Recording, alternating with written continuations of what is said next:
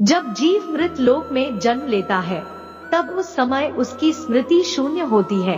वह ना तो किसी चीज को जानता है और ना ही किसी को पहचानता है। बच्चा माँ के गर्भ से निकलकर जैसे ही बाहर आता है तुरंत ही रोना शुरू कर देता है। वह ऐसा तकलीफ में करता है या कोई और कारण भी है जिसे हम समझ नहीं पाते। क्या आपने भी कभी सोचा है कि आखिर बच्चा जन्म लेने के तुरंत बाद रोता क्यों है? इसके पीछे का सटीक कारण क्या है? हिंदू धर्म शास्त्रों के अनुसार वैसे तो इसके पीछे एक पौराणिक कथा की मान्यता है जिसका विवरण विष्णु पुराण में मिलता है। इस्लाम में भी बच्चे रोने के अपने अलग अलग कारण बताए गए हैं, लेकिन सच्चाई क्या है? यह एक ऐसा सवाल है जिसका सही उत्तर हम सब जानना चाहते हैं। शिशु के जन्म लेते ही रोने के कारण को विज्ञान एक सहज और आवश्यक प्रक्रिया मानता है। तो दोस्तों आइए इस वीडियो में सबसे पहले हम बच्चे के रोने को लेकर वैज्ञानिक दृष्टिकोण से समझते हैं, फिर हिंदू धर्म शास्त्रों में वर्णित उस पौराणिक कथा को जानेंगे जिसका उल्लेख विष्णु पुराण में मिलता है। प्रिय मित्रों, नए जीवन की प्रक्रिया पुरुष और स्त्री के समागम के साथ शुरू होती है, जिसके फलस्वरूप जीव को एक नए शरीर के रूप में स्त्री के गर्भ में जगह मिलता है। जब तक बच्चा माँ के गर्भ में रहता है तब तक सांसारिक दुनिया से बहुत अनजान होता है। माता के गर्भ में वह जीवित तो होता है परंतु वह सांस नहीं लेता। उसके शरीर को खाना पीना इत्यादि माँ से जुड़ी गर्भनाल से प्राप्त होता रहता है। बच्चे के फेफड़े तो बन जाते हैं लेकिन वह प्रयोग में नहीं रहते। बच्चा माँ के गर्भ में एक पतली झिल्ली के अंदर बंद होता है जिसमें तरल पदार्थ भरा होता है। इस तरल पदार्थ को वैज्ञानिक भाषा में एम्यूटिक फ्लूइड बोलते हैं। यही तरल पदार्थ बच्चे के मुंह, श्वास नली और फेफड़ों तक में पहुंच जाता है। लेकिन जब तक बच्चा माँ के गर्भ में रहता है तब तक इस तरल पदार्थ से बच्चे को कोई कष्ट नहीं होता, बल्कि इसी तरल पदार्थ की वजह से वह माँ के गर्भ में सुरक्षित रहता है। प्रसव की क्रिया माँ और बच्चे दोनों के लिए कष्टदायक होती है। बच्चा बहुत सक्रिय मार्ग से निकलकर दुनिया में आता है। जिस क्षण बच्चा माँ के गर्भ से बाहर निकलकर इस संसार में आता है उसके आसपास का परिवेश बदल जाता है। तब शिशु को जीवित रहने के लिए स्वास्थ्य की जरूरत होती है।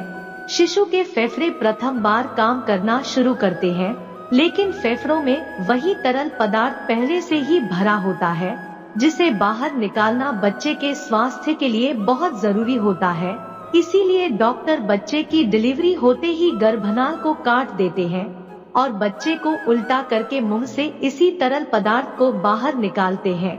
ऐसी असहज स्थिति में बच्चा प्रथम बार रोता है।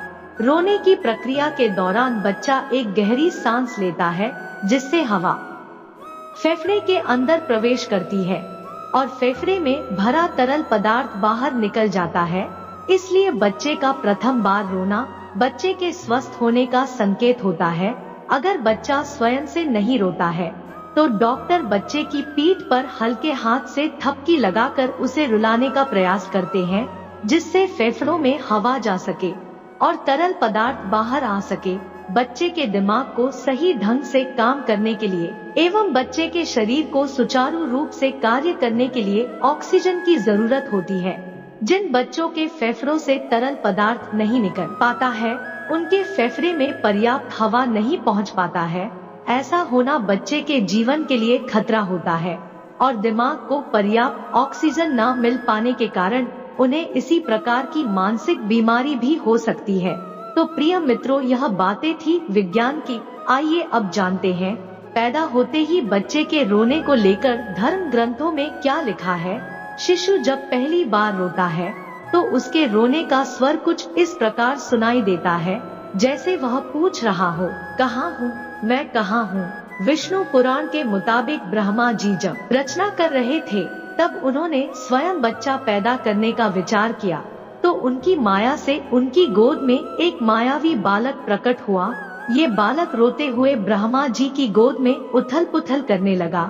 जब ब्रह्मा जी ने उस बालक से इसकी वजह पूछी तो उस बालक ने प्रश्न किया, मैं कौन हूँ, मैं कहाँ हूँ, मेरा क्या नाम है। इस पर ब्रह्मा जी कहते हैं, पैदा होते ही तुमने रोना शुरू कर दिया है, इसलिए आज से तुम्हारा नाम रुद्र रखता हूँ। ऐसी मान्यता है कि इस बच्चे के जन्म से पहले किसी बच्चे ने रोना शुरू नहीं किया था। ऐसी पौराणिक मान्यता है कि तभी से जन्म के बाद बाकी बच्चों में भी रोने का नियम बन गया है, जबकि इस्लाम धर्म में यह मान्यता है कि बच्चे के जन्म लेते ही शैतान उसके पास आते हैं। शैतान के छूते ही बच्चा जोर जोर से रोने लगता है, इसीलिए ऐसी माना गया है कि जब बच्चे की पैदाइश हो जाए तो फौरन उसके दाएं कान में अजान और बाएं कान में इमामत पढ़नी चाहिए, ताकि बच्चा शैतान के डर से महफूज अल्लाह की पनाह में रहे और पैदा होते ही अपने परवरदिगार का नाम सुन ले। अगर आपको यह वीडियो पसंद आई हो तो वीडियो को लाइक और कमेंट करें और चैनल को सब्सक्राइब जरूर करें। धन्यवाद।